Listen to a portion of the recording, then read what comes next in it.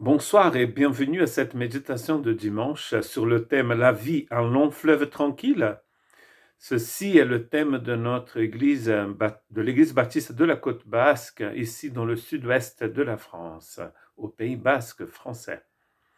Et la lecture d'aujourd'hui se trouve dans Ésaïe chapitre 49, verset 13 verset 16.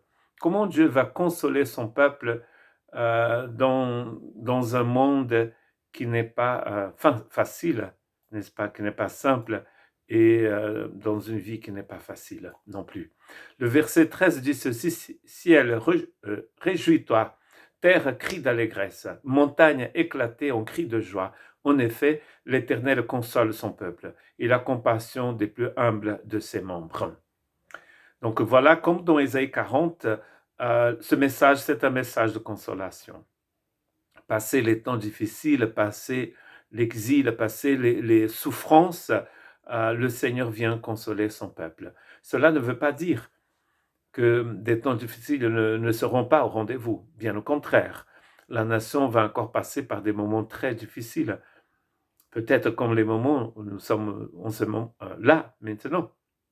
Quand on regarde le journal à la télé ou quand vous écoutez la radio et si vous lisez toujours les journaux, vous allez voir que la vie n'est pas simple et qu'il y a beaucoup de misère et de souffrance dans le monde. Mais le Seigneur vient consoler son peuple et il dit au ciel de se réjouir, à la terre de crier de joie et aux montagnes d'éclater en cris de joie, car l'Éternel console son peuple.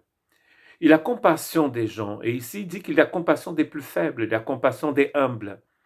Il a compassion de ceux qui veulent être consolés par le Seigneur. Sion disait, l'Éternel m'a abandonné. Le Seigneur m'a oublié. Combien de fois vous avez peut-être dit ça aussi, comme Sion, comme Jérusalem qui crie et qui dit, Dieu nous a abandonnés. Car ils ont passé par la fournaise, les temps étaient très difficiles, et bien sûr qu'ils ont récolté aussi ce qu'ils ont semé. Et ils disent, voilà, Dieu nous a oubliés. Mais est-ce que Dieu nous oublie vraiment? C'est souvent nous qui nous éloignons du Seigneur. Le Seigneur ne s'éloigne pas de nous. Il veut être à notre côté. Il veut être là pour nous. Mais parfois, nous ne sommes pas obéissants et nous prenons des chemins que nous avons connus. Nous faisons des rencontres et nous voulons suivre certains pas, nous voulons suivre dans une certaine direction et les choses deviennent très difficiles. Et après, on dit, Dieu nous a abandonnés. Nous avons été désobéissants. Et donc, du coup, c'est pas parce que Dieu nous a abandonnés, mais nous, on s'est éloignés du Seigneur. Et là, la réponse du Seigneur est très intéressante. Dans le verset 15, il dit ceci: Une femme oublie-t-elle l'enfant qu'elle allait? N'a-t-elle pas compassion du fils qui est sorti de son ventre? Même si elle l'oubliait, moi, je ne t'oublierai jamais. Quelle parole incroyable pour nous consoler.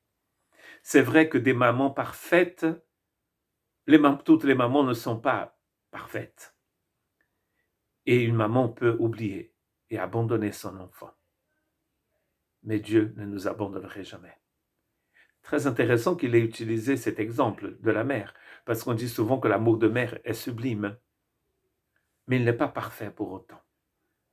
Mais même si une maman qui est capable, disons une maman normale, qui est capable de donner sa propre vie pour protéger son enfant, même si cette mère abandonne son enfant, Dieu est en train de nous dire ici, moi, je ne t'oublierai jamais, je ne t'abandonnerai jamais. Donc, à la question, est-ce que Dieu nous a abandonnés? Est-ce que Dieu nous a oubliés? La réponse, c'est non. Dieu ne nous a pas abandonnés et nous a pas oubliés.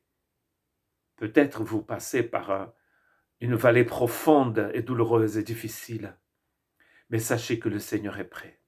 L'Éternel est mon berger, je ne manquerai de rien, dit David. Même quand je traverse la vallée de l'ombre de la mort, je n'ai pas peur. Pourquoi? Car son bâton me rassure. La présence du berger me rassure. Sa houlette et son bâton me rassurent. La houlette pour nous sortir du trou, le bâton pour nous protéger des dangers. du loup peut-être qui rôde. Non, le Seigneur ne nous a pas abandonnés. Et il sera toujours avec nous. Voici, il dit, vois, je t'ai gravé sur mes mains. Tes murailles sont constamment devant moi. Je te gravais sur mes mains. Et cela me fait penser au Christ en croix, n'est-ce pas?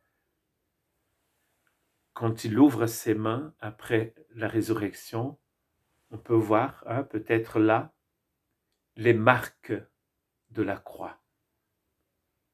Le Seigneur a gravé ton nom sur ses mains. Il nous a pris dans ses bras. Il nous a amenés jusqu'à la croix, où il efface notre péché, où il détruit tous ceux qui nous font du mal. Car ce Christ en croix, il sort du tombeau le 3e jour. Et nous pouvons ressusciter avec lui. La vie n'est pas un fleuve tranquille. Mais le Seigneur nous console en nous disant, je ne t'oublierai jamais. Et j'ai gravé ton nom sur mes mains. Que Dieu vous bénisse.